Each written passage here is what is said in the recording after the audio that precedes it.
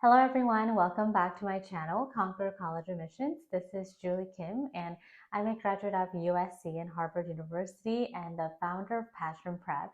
And we mentor high school students to get accepted into their dream colleges using their true potential, strength, and passion in life. And in today's video, I'm going to be talking about the most recent SAT score release. I know a lot of our students took the August test and October SAT tests as well. So I thought I would go ahead and talk about what to do next with the score that you received from the October SAT test date. Before I get started, I wanted to let you know of our Accepted Club program. This is our one-on-one, one-year college counseling program where I will walk you through the college admissions process step by step, letting you know which direction you need to take, what summer programs to participate in, how to come up with a good passion project idea, and start networking with admission officers and even professors. And this program is now ready for you to enroll, and I would love to support you. And you can learn more about the Accepted Club program at passionprep.com/Accepted Club. I'll go ahead and put in the link right here. You could also click on it in the description box down below.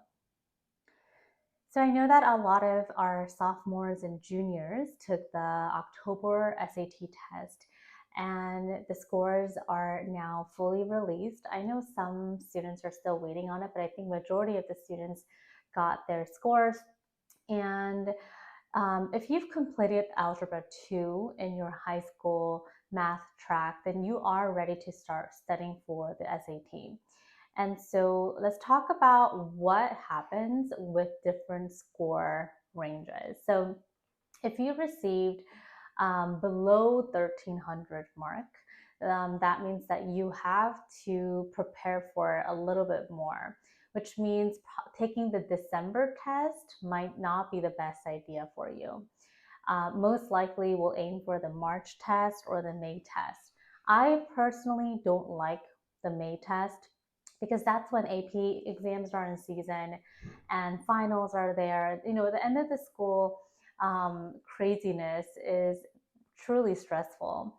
So adding SAT on top of all of your other commitments, especially given that your GPA is the most important part, we don't want to add another huge responsibility, right? So I'm not a big fan, but I know for some of my students, we do have to go with that because we don't want to delay it any longer.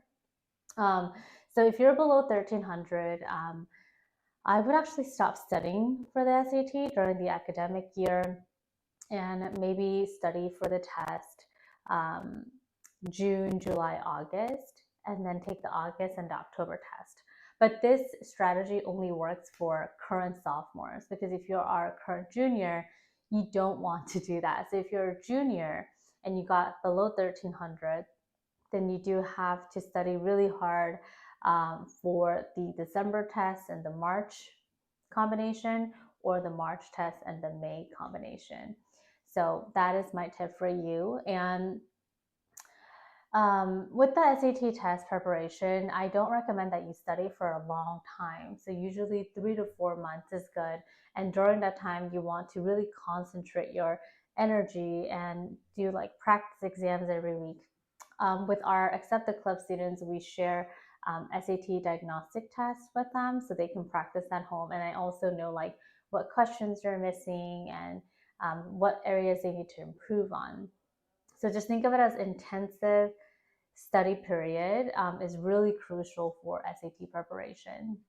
So if you scored around 1300, so 1330, 1350, I feel like a lot of students are getting those kind of score ranges. But if you score around that, then I do recommend that you take the December test and the March test for the next ones.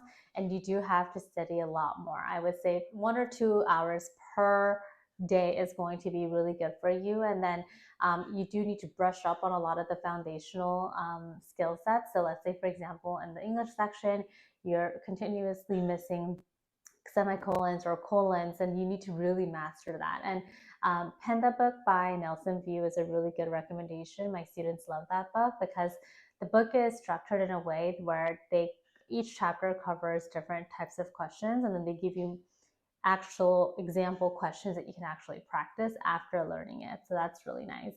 But yeah, if you're in the 1300s, we have to get it up to 1500s. And you're going to need to study a lot more than what you've previously studied and spent time on for the SAT test. So if you scored around upper 1400s to 1500s, then you're in a pretty good place.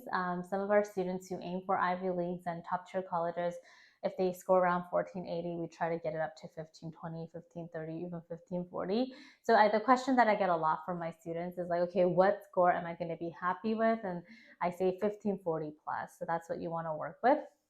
And so even if you do really well on the SAT test and you have 1540, 1560, even a perfect score, you do need to now focus on your standout factor. So your major selection, how are you going to present your major in a strategic way? Planning for summer programs next year, passion projects and research positions. So a lot of the nitty gritty things that you used to focus on needs to be shifted to the bigger things that are actually going to help you stand out in this process. And I don't want you to just think that you're trying to stand out just for colleges. Think of it as a time for self-discovery, doing things you would have never done before, deepening your academic interest. So think of it that way, and it's really going to be a fun process for you. All right, I hope you enjoyed today's video. I know the SAT exam is really stressful.